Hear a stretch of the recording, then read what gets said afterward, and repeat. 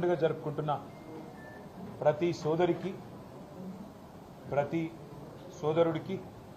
హృదయపూర్వకంగా మా అందరి తరపున శుభాకాంక్షలు తెలియజేస్తూ తెలంగాణ రాష్ట్రంలోని ప్రతి సోదరికి ప్రతి సోదరుడికి కూడా ప్రత్యేకంగా ధన్యవాదాలు తెలియజేస్తూ మరి మా సోదరి కవిత గారు ఈరోజు రక్షాబంధనం తరపున సందర్భంగా మాతో లేకపోవడం బాధాకరమైనప్పటికీ తప్పకుండా వారికి కూడా న్యాయం లభిస్తుందని